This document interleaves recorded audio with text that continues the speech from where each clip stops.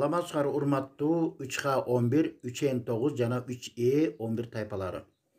Бүгүн музыка адабият сабагынан Абдыраев Мукаш Абдыраевдин өмүрү жана чыгармачылыгы менен тааныштырам. Кыргыз эсиринин эл артисти, композитор. Кыргыз эсиринин Токтогул атындагы мамлекеттик сыйлыгынын лауреаты, профессор.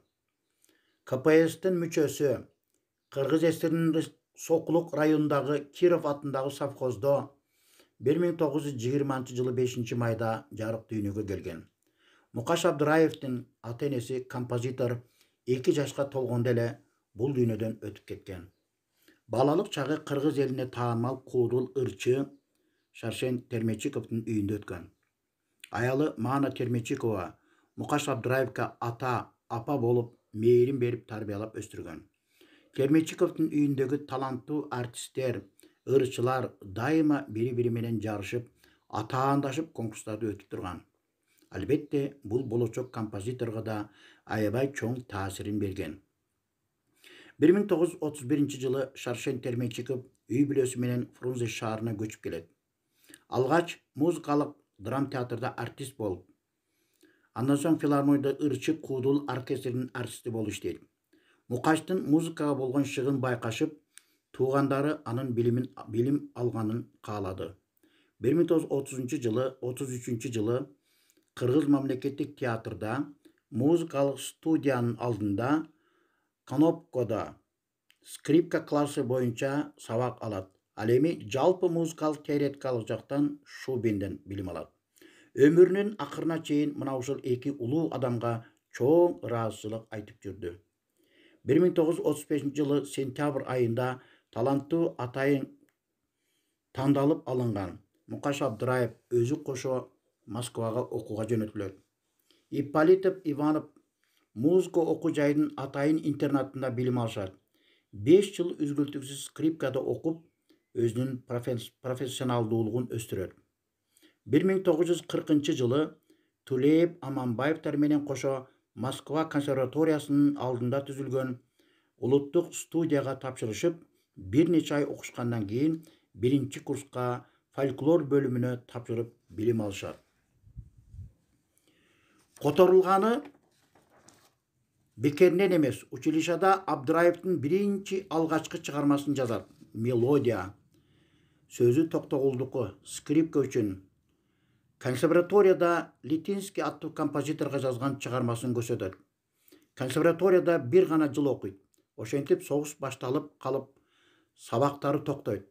Ошондо Москвичтеден элдик кыймылга, элин жерин коргоого эр азаматтар жазыла баштайт. Мукаш Абдыраев да бутундагы бала кезинен алган травманы жашырып, ошолордун катарына жазылат. Бирок ал оорусун комиссия байкап калып, аны кайра Фрунзеге жөнөтөт. Келип артисттердин үгүт бригадасына мүчө болуп кирет. Бул бригаданын жетекчиси Муса Баетов болгон. Улуттук студияда Фереден композиция классында сабагын улантат.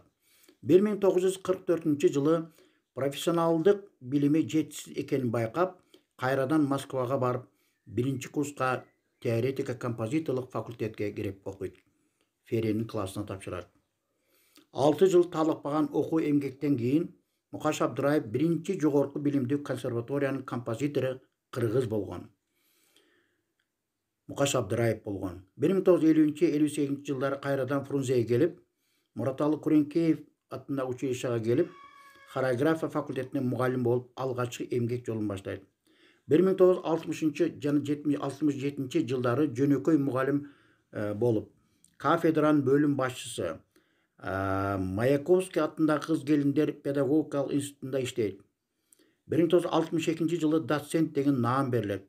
Ошол убакта искусство институту ачылып, теория, музыка жана композиция боюнча бөлүм башчылыкка которулат. 1974-жылы республикада 1-чи профессор музыкант болот. Жаш кадрларды даярдоодо искусство институтун бүтүргөн студенттерди композиция боюнча даярдап, талыкпай эмгектенген. Композиторлордун 4 жана 5 съездеринде СССР композиторлор союзуна мүчө болуп дайындалат. Мукаш Абдыраев шаарда кандай ыр, би, фестивалдар өткөрүлсө, ошонун баарына тең калыстардын төрагасы болгон. Токтогул атындагы сыйлыктын ээси, улуттар арасындагы музыкалык конкурстун катышуучусу, маданият министринин коллегиясынын мүчөсү болгон. Республикага жасаган иштери үчүн, маданиятты көтөрүүгө кошкон салымы үчүн ардак грамотасы менен, Кыргыз Республикасынын ардак грамотасы менен сыйланган. 1979 жылы 8 майда дүйнөдөн кайткан. 1942 жылдан бери Союз композиторлорунун мүчөсү Мукаш Абдыраев. Кыргызстандагы опера жанрында жеке иштеген. Операсы Олжобай менен Кишимжан, Жаш жүрөк, Перед бурей ораториялары, Совет эли, Песни ликования, Кыргызстан гүлдөрү жана Улуу жеңиш эч качан унутпайбыз.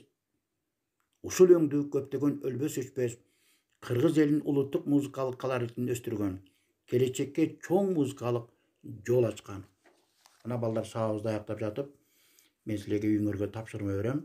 Бул кыргыз композиторлорундагы ушул Мукаш Абдыраевдин чыгармачылыгында өзгөчөлүктөр, улуттук музыканын кайсы түрүнө көбүрөөк көңүл буруп чыгармаларды жазган. Жакшылап даярдаңдар, саламатта калгыла.